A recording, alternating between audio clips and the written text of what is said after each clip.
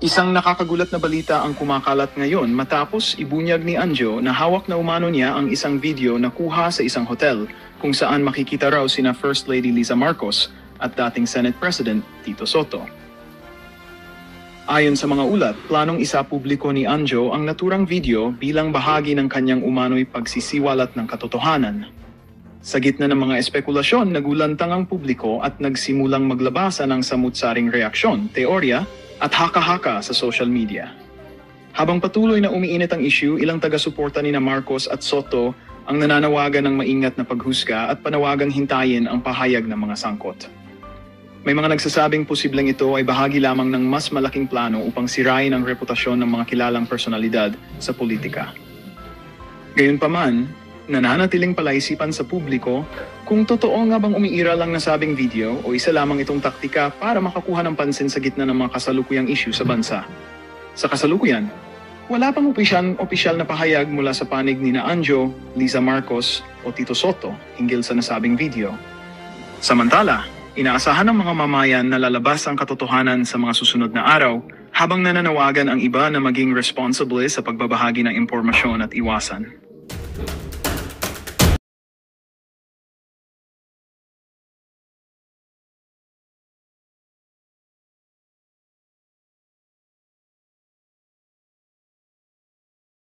Tingin. Pinalitan na, ginawang Jose Manalo, mukhang may pagtingin. Yan. Malamang ang nag-idea niyan si Jose na rin eh. Dahil sasabihin ko na sa inyo, isa sa pinakamasamang ugali dyan sa Itbulaga, si Jose Manalo. Opo. Pag wala si bossing dyan, napakayabang niyang taong yan. Ilang beses ko nang gusto sapakin yan eh. Eh syempre, nagtatrabaho tayo. Cool. Napakayabang niya. Tsaka may atraso sa akin yan. Yang si Jose Manalo. Ito na, for the first time, at aminin ko sa inyo, nung ako po ay hiwalay sa aking asawa, nagkaroon po ako ng girlfriend at minahal ko naman siya. Sa katunayan nag-live-in kami ng almost 1 year. Hindi naman maiwasan na nagkatampuhan, yan. Nagkakaroon kayo ng LQ. O, yung girlfriend kong yan ay, dancer ng Itbulaga. Kasi gusto ko yung yung mababait, gusto ko yung hindi mayaman, gusto ko yung masipag. Yan naging girlfriend ko yan. Mamaya i-reveal ko yung pangalan.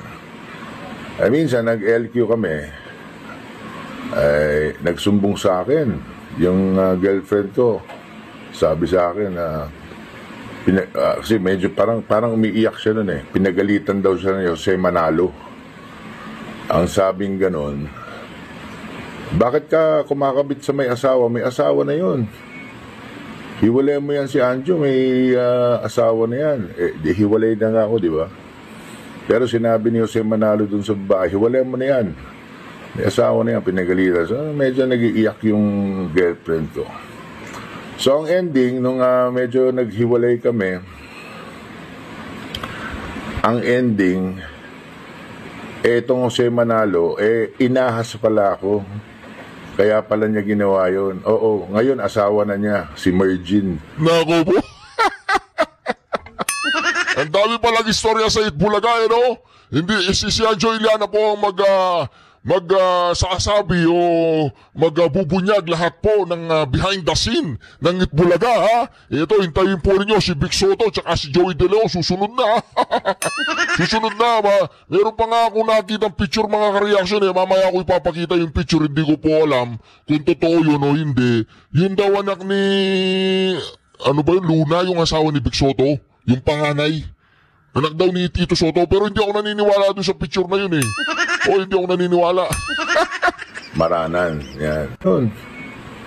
Hiwalay mo yan si Anjo, may asawa na yan. Eh, hiwalay na nga ako, di ba? Pero sinabi ni Jose Manalo dun sa babae, hiwalay mo na yan. May asawa na yan, pinagalitan. So, medyo nag-iiyak yung girlfriend ko. So, ang ending, nung medyo naghiwalay kami, ang ending, etong Jose Manalo, inahas pala ako. Kaya pala niya ginawa yun. Oo, ngayon asawa na niya, si Mergin Maranan. Yan. Girlfriend ko yan, 1 taon. ano kami niyan, okay kami niyan, wala kaming problema masyado niyan. Ang ano ko lang, ahas talaga tong Jose Manalong to eh. Naku, Biro mo, nagkakaso na sila nung asawa niyo dati. Naalala niyo yun, sila mag-asawa, nagbenta ng bangin. Sumalangit na yung kanyang asawa, alam ko, pumanaw na yun. Pero naalala niyo, may kaso yan, iiyak-iyak pa yan si Jose Manalo nun dahil may iyak yan eh. Kasi kukulong na siya. Di ba? Mag-asawa, nagbenta ng bangin. Bangin. Walang lupa, bangin. Yan. May kaso yan nun eh. Hagilapin nyo nilang yung mga kaso niyan. alam po niyo nararamdaman ko kay Anjo Iliana, siguro mali ang pakiramdam ko. Pero sa tingin ko po mga karyaso, meron po siyang magandang saloobin, meron po siyang magandang puso. Sa tingin ko lang kasi parang napaka-inosente. Hindi ibig sabihin inosente, yung parang mabuting tao siya sa puso. Kasi makikita nyo naman po mga kareaksyon, wala siyang kinatatakutan eh. Siguro nagkakamali ako, pero yung napipil ko, parang mabuting tao po siya. Sa tingin po ba ninyo, mabuting tao si Anjo Iliana? Paki-comment po sa comment section. Kaya yan si Jose Manalo, napakawalang yan tao yan dyan. Isa yan sa sindikato na laging bumubulong kung sinong sisiraan. Grabe yan. At sinong tatanggalin. Nako. At ako, malamang tinirabaho niya na siniraan ako ng siniraan. Bakit? Eh siyempre, di hamak naman na mas may itsura naman ako kaysa sa kanya. Eh sa kanta lang eh, si Anjo Iliana, mukhang may pagtingin. Pinalitan. Malamang idea niya. Si Jose Manalo, mukhang may, ang layo, di ba? Ang pangit. Kasing pangit ng ano niya, ugali, tsaka ng Itsura. Anyway, naalala ko lang, naikwento ko lang sa inyo, isa yan sa sindikato yan, yung sa Manalo. Kita nyo, wala makatrabaho sa labas niya kasi may masama ugali eh. At yan, happy naman ako sa kanila kung happy sila na nagsasama sila at may mga anak na. Ito naman past na to eh. Tama. Nakaraan na to. Ano lang ako sa kanta. Natawa lang ako. Talagang no, yung papalitan pa yung kanta para lang maasar ako. Hindi naman ako naasar, natatawa ako. Pero paring Joey, Nako. paring Vic, habang kinakanta na iba na yung lyrics, hindi na si Anjo Iliana may pagtingin. Napansin ko, tawa kayo ng tawa, Joey, paring Vic, okay lang sa akin tumawa kayo. Basta hanggang tawa lang huwag nyo kong sisiraan alam nyo na. Parang Joey. Parang Vic. Okay, so it's alright. Ganyan talaga ang buhay. At least once naging original ako sa kantang lyrics. So, kay Margin, hello. Nasa akin pa rin yung mga letters mo. Tinago ko pa rin hanggang ngayon. So, magandang gabi and good night. Para yata gusto mo sulutin ni Anjo para yata gusto resbakan si Jose Manalo Wag na. May makikita ka pang mas maganda doon. May asawa. Meron ka na ba, sir? Asawa ngayon, wala pa. Pero kung tatakbo ka senador, sir, seryosohin mo Pero bilib po ako dito sa talino ni Anjo Iliana dahil inaabot po niya yung mga ordinaryong tao. Hindi siya nagpapakita na parang matalino, umaasta na parang matalino, parang si Tutasen. Si Tutasen, umaasta siya parang lawyer, no? Si Tutasen, wala naman yung utak ni Tutasen. Pagkausap niya si Marcoleta at saka si Bato de la Rosa, dinamay ang Itbulaga. Ganun. O ito pa, mga kareaksyon, si James Yap naman tayo. James Yap. Nabarurot daw siya ni Alan Kay. Yes, good afternoon at kumusta kayong mga binabagyo? Palakas ang ulan, kaya dyan lang kayo sa bahay, nood. Kaya meron na ako nakita na may reaction yata si Alan Kay. Naku po. Dahil dun sa mga supporters natin na pinapatakbo ko ng senador. Ang tawag na nga sa akin ngayon Kuya Sen. Bakit kaya ako tinawag na Kuya Sen? Anyway, ang sabi ni Alan Kay, according to dun sa nabasa ko wag na daw akong pumasok kasi makakadagdag lang daw ako sa problema. Siyempre, opinion niya yun. O ngayon natapos na siya magbigay ng opinion, pwede na akong magkwento ngayon. Ganun kasi ako Siraan mo ko, kwentuhan kita. Umanda nga, ito mo yung picture Ayan Anjo Iliana sinupalpal ni Alan Kay na sa ambisyoso nitong maging senador. Kapag nanalo akong senador, mababawasan ng isang magnanakaw, madadagdagan ngayon ng isang honest na senador. Kung sakaling manalo ako, huwag ka nang dumagdag sa sakit ng ulo ng mga Pilipino. Nako! Sakit ng ulo daw si Kuya Sen. Nako, Kuya Sen. Kailangan mo sagutin yan, Kuya Sen. Nako, Kuya Sen. Sagutin mo, Kuya Sen. Ito mga kareaksyon. Ang sagot ni Kuya Sen. Yes, good afternoon at kumusta kayong mga binabagyo? Palakas ang ulan, kaya dyan lang kayo sa bahay, nood. Kaya meron na ako nakita na may reaction yata si Alan Kay dahil dun sa mga supporters natin na pinapatakbo ko ng senador. Ang tawag na nga sa akin ngayon Kuya Sen. Bakit kaya ako tinawag na Kuya Sen? Anyway, ang sabi ni Alan Kay, according to dun sa nabasa ko wag na daw akong pumasok kasi makakadagdag lang daw ako sa problema. Siyempre, opinion niya yun. O ngayon natapos na siya magbigay ng opinion, pwede na akong magkwento ngayon.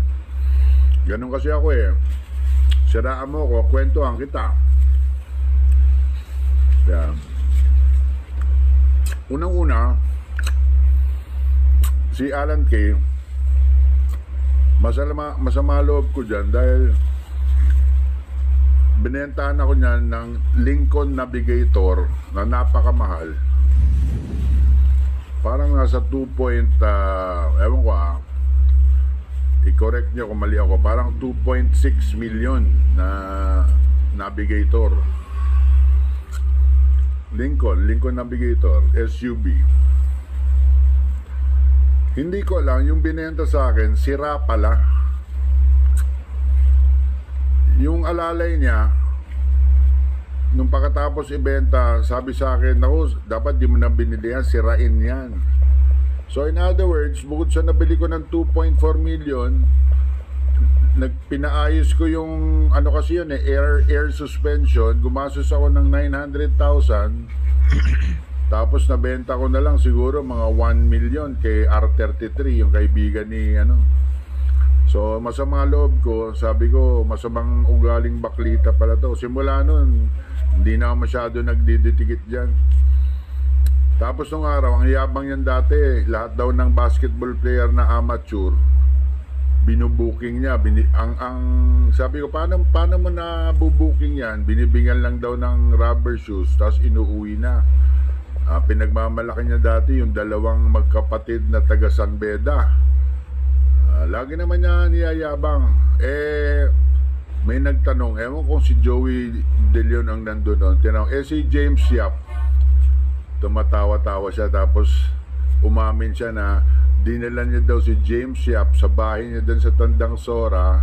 Nako? Binigyan lang ng magandang rubber shoes, na booking na niya. O yan, James Yap, galing kay Alan Kay yan, na booking ka na daw ni Alan Kay. Sa kanya mo tanungin, siya yung nagkikwento Nako po. Baka nagyayabang lang yon. Pero pag mga ganon, dapat yun hindi na kinikwento, diba? Dapat di na pinagyayabang. Pero yung pong pinagyabang niya, Mr. Counselor James Yap, nung hindi ka pa daw professional, sapatos lang daw ang katapat mo, na booking ka na. Nako? Kaya yun po. At maraming salamat, Alan Kay. At sige, banatan mo at baka may alam pa ako sa iyo. Maraming salamat at abangan ang susunod na kabanata.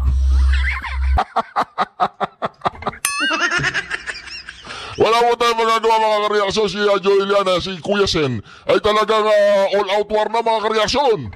O pati itong si Big Soto at saka itong si Joey De Leon, nawarningan ha. Palagay ko hindi pa titigil ito mga kareaksyon dahil maraming kumakana no? O di ba? Siguro napapanahon na para malaman niya na ang totoo. Ay, ito na naman. Ano po kaya ito totoo na to? Alright, tuloy. Kung bakit may samaan ng loob kay Tito Vicente Soto. Kasi alam nyo, nung pa-last term ako ng konsehal, kinausap niya ako kung pwede daw yung Castelo na konsehal ipalit sa akin. Pero ayaw ni Joy Belmonte, ni Vice Mayor Joy Belmonte, kasi mas gusto niya ako kaysa dun sa Castelo. Ang usapan kasi nila, pag naging konsehal si Castelo, aatras na, wala nang kalaban ng kanyang Vice Mayor na si Gian Soto.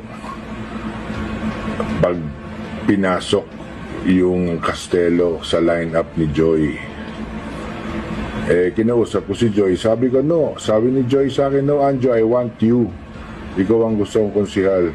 Nung kinausap ko si Tito Sen, minura ako ni Tito Sen, sabi sa akin, PI mo, ganyan-ganyan. Hindi na ako nakipagtalo kasi sabi ko nga, kasama ko sa Itbulaga. Sige, ano na lang ako, tatrabaho na lang ako sa Itbulaga. Yung pangalawang kasalanan sa akin ni Tito Soto, na tinuring ko siyang kapatid, minsan nga tinuturing ko siyang ama, nung binakbakan ako ni Raffy Tulfo. Yung mga kasinungalingan ni Raffy Tulfo, nung ako po Tulfo, yung kapatid ko naman yan tinulpo, hindi naman ako nandun lang ako Mas sikat lang kasi ako sa kapatid ko, kasi, kaya ako ang diniin ni Raffy Tulfo. Din yung eskwelahan sa Lucena, na mali-mali ang bintang, mali-mali ang pinalabas, camera kami. Pero kung papanoorin mo mabuti, kinuwartahan lang kami ni Raffy Tulfo. Ang sama ng loob ko noon, kasi hindi man lang ako tinulungan nitong Tito Soto. Anong klaseng kaibigan yun? Mabuti pa si Tony Tobera, tinanong ako, Anjo, ano yun? Sabi ko, wala yun sir, mga invento lang nila yun. Totoo naman na sinasabi ko, anong sasabihin ko? May papeles yung building namin, lumipat lang kami ng location, kaya natagalan yung the school was legal. Na late lang yung pero pinalabas ni Tulfo, illegal. O sayang yung mga estudyante pinag-aaral namin ng libre. Ano nangyari? Wala na ng eskwela, nagsarado na. Imbis na makatulong kami, ganun kasama ang ugali ng Raffy Tulfo. Kumita lang. Mga reaksyon, marami pa po. Ito po ito po, panoorin po natin ito. Anjo Iliana nakakasuhan na ni Tito Soto. Naku po, ito na nga. Parang kanina lang upload ko, Ito po mga reaksyon, pakinggan po natin Anjo Iliana nakakasuhan na ni Tito Soto. Naku! Ito na nga.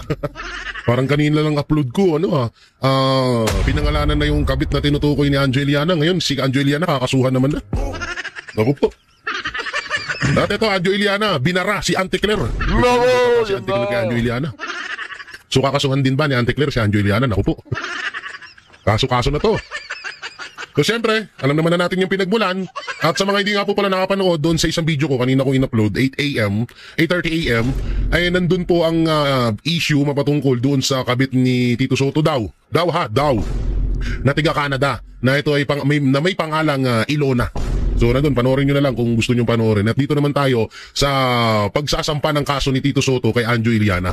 Mapatungkol dito sa pasabog at matinding revelasyon dito sa box reveal sa kabit ni Tito Soto. Pero ang talagang ko dito, itong pambabara ni Anjo Iliana kay Auntie Claire. Ito talaga yung hinanap ko dito. O mamaya nyo, papanoorin ho natin mamaya lamang. So syempre, may iba naman tayo bago muna tayo mapunta doon. Dito muna tayo mapunta sa sinabi ng isa sa mga artista na si Dennis Trillo na sana dinonate na lang natin yung mga binayad natin sa tax. Totoo naman, no? Oo, ba't kaya hindi na lang ibigay natin kay Pangulong Duterte? Kay Pangulong Marcos, no? Halimbawa, magbabayad tayo ng tax. Dapat inaabot na natin rekta kay rekta na sa bank account ni Marcos Jr. Tama! O kaya ni Martin Romualdez, no? Para maganda. Diba? Dapat ganun na lang gawin natin Dapat ganun na lang gawin natin Pag nagbayad tayo ng tax, irekta na lang natin sa bank account ni Martin Romualdez, ni Saldico, at ni Pangulong Marcos Jr. Yun na lang siguro gawin natin. May punto ka dito, Dennis Trillo. Kaysa naman, pupunta pa tayo doon sa napakalayo, di ba? Magpipila pa tayo, magbabank transfer pa tayo, magbabayad tayo ng tax. Eh, hindi katulad yan, hingin lang natin kay Auntie Claire yung bank account ng juwa niya na si BBM.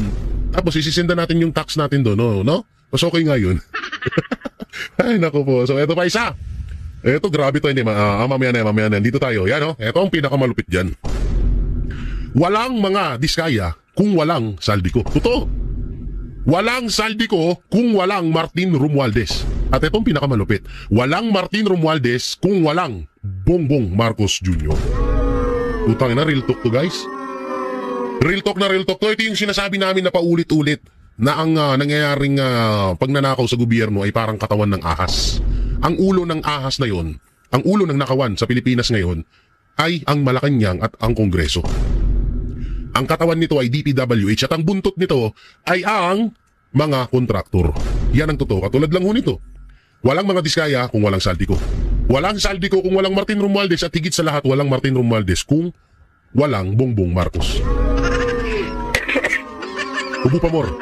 Napakaliwanag ho nito, no? Nung ipinapakita natin dito, mga banateros, mga kabiyaya. Talagang ito ang lehitimong katotohanan na kung wala si Marcos Jr., kung wala si Marcos Jr., hindi makakapagnakaw si Martin Romualdez. Kung wala si Martin Romualdez, hindi makakapagnakaw si Saldico. At kung wala si Saldico, hindi makakapagnakaw si Diskaya. Sino kaya gumawa nito? Ang galing nito, palakpakan natin, Ayos to, O kayo ba, mga banateros? Hindi ba, sumasang-ayon ba kayo dito sa litratong ito? Ako, 101%. Sumasang-ayon po ako dito, motherfucker. At eto ba, meron ba tayo dito? Eto, sabi niya, hanggang ngayon, madalas pa rin akong nakikipag-usap sa aking ama. Ay, grabe ka na talaga, Marco.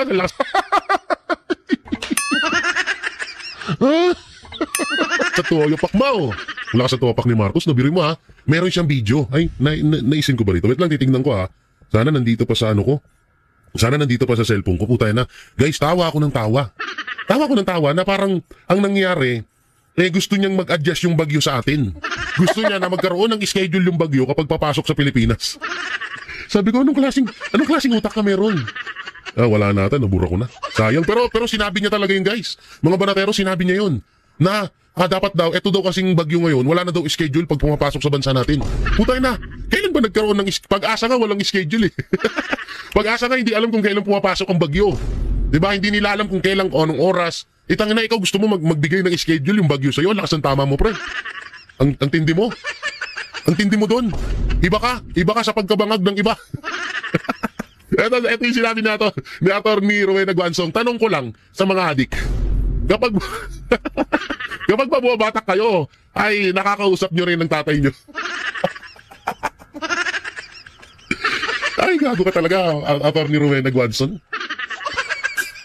Tanong ko rin kaya dito sa amin yan. Ang dami din dito Dito sa Tagaytay, may mga pag lalabas ako ng bahay, may mga nag-aabutan doon sa doon sa baba, Oo, minsan nandito ako sa rooftop. Tanaw ko nasa tuktok kami ng bundok Tanaw ko nag-aabutan na naman yung mga walang ya doon sa sulok, hindi, tatanong ko yan sa mga adik. Baka nga talaga baka nararanasan talaga nga nila yan, na kapag suminghot, makakausap nila yung mga mahal nila sa buhay na namayapa na. Hayop! Eto naman. Eto malupit, di ba? Ngayon dito, may katanungan tayo dito kay Brownie Boys. Ang katanungan natin, maniniwala na ba kami, General Browner, na yung 15 billion ghost project ng AFP ay totoo? Ako'y nagtatanong lamang yung 15 billion na ghost project ng AFP, totoo po ba yun? Kasi dito, sabi mo, ang utos ng ating Pangulo, mayroon Junior na Pangulong Marcos Jr. ay dapat nating kayanin, lumaban at panatiliin ang ating puwersa. Ang ating puwersa sa loob ng higit mababa sa 20 hanggang 30 na araw. Alam mo, Browner, kung gusto mo magpakamatay, kung gusto nyo ng gera ni Marcos Jr., kayo na lang. Huwag nyo na kaming idamay. Gera pala gusto nyo, di kayo na lang. Ba't kailangan nyo pa kami damay na yupak ka? Anak ng timang to? Oo, di ba? Sinabi ko na yan Huwag niyo kami dadamay dyan. Tatawagin ko si Anjo Iliana. Hello, Anjo, Kuya Sen. Walang niya. Kausapin mo si Browner. Wala kang alam patungkol kay Browner. Wala kang alam.